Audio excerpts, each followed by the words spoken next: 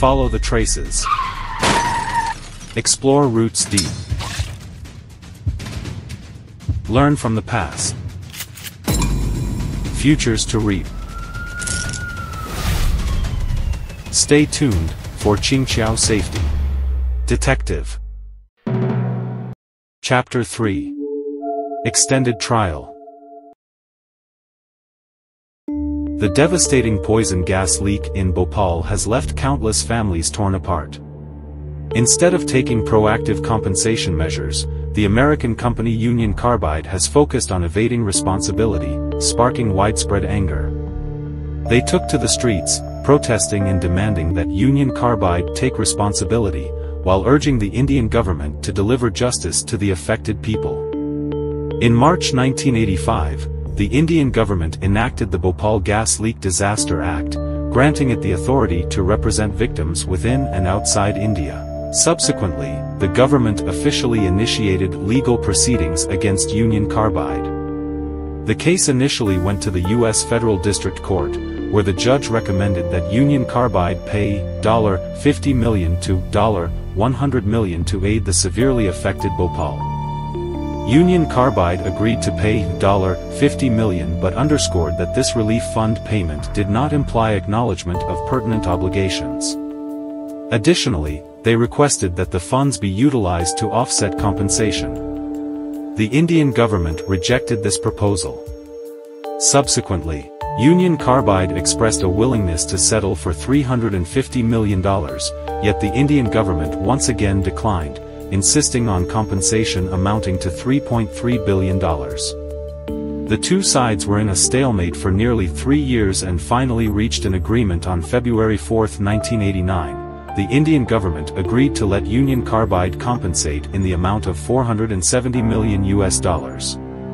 However, the full payment of this compensation took over 10 years, with $470 million distributed among more than 500,000 victims. The average compensation per person did not surpass $700. In comparison to the endured pain and mounting medical expenses, the compensation amounted to a mere drop in the bucket.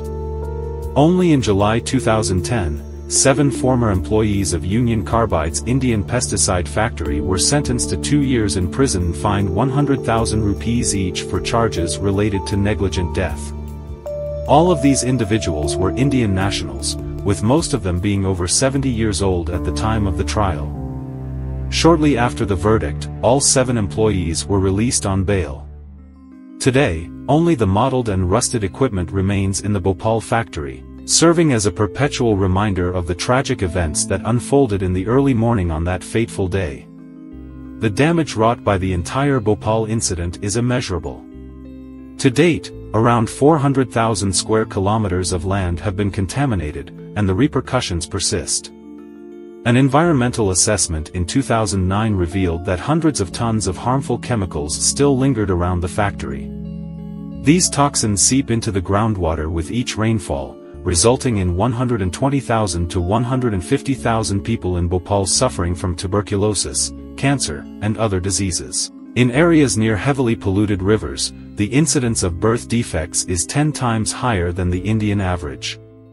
The profit-driven nature of capital often leads to a disregard for life. This incident underscores the imperative of never overlooking industrial safety, particularly when introducing foreign capital for economic development. It highlights the need to elevate environmental awareness and establish a comprehensive safety standard system through legislation. Stringent controls on environmental issues arising from highly polluting industries are crucial, ensuring benefits for factory employees and local residents and delivering standardized and effective security measures. This year marks the 39th anniversary of the Bhopal gas leak. Over the past 4 decades, Union Carbide's top management has undergone numerous changes. Despite ongoing international scrutiny, justice remains elusive. Decades of trials and accountability efforts have yet to produce a satisfactory outcome, underscoring the deficiencies in the legal basis and enforcement mechanisms when dealing with cases involving multinational enterprises. It is imperative for governments and businesses worldwide to enhance cooperation and alignment in international legal affairs, bolstering bilateral legal systems for more effective outcomes. On one hand, local governments must clearly outline qualifications, business conduct, and social responsibilities for imported enterprises. They should develop detailed implementation plans and supporting measures to ensure strict adherence to laws and regulations. On the other hand, companies should establish compliance management codes to ensure that their global business operations align with local legal standards. Simultaneously, they must enhance employee training and accountability mechanisms to bolster awareness and adherence to legal compliance. Furthermore, the Bhopal incident exposed the public's passivity and helplessness when confronted with sudden disasters.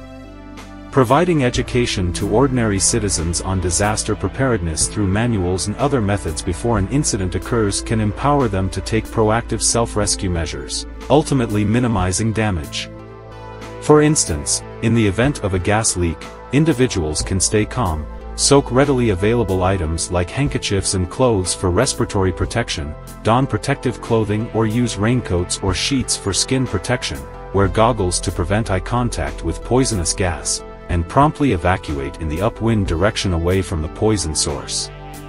After reaching a safe location, removing contaminated clothes and rinsing the body with running water are effective coping methods. Every year, the people of Bhopal continue to hold demonstrations, demanding increased compensation from Union Carbide and the cleanup of hazardous materials lingering in their city. Their faces reflect enduring sadness and anger, their hearts still heavy with sorrow. This incident has left an indelible trauma in history. The hope remains that, regardless of location, the world will never witness such industrial disasters again.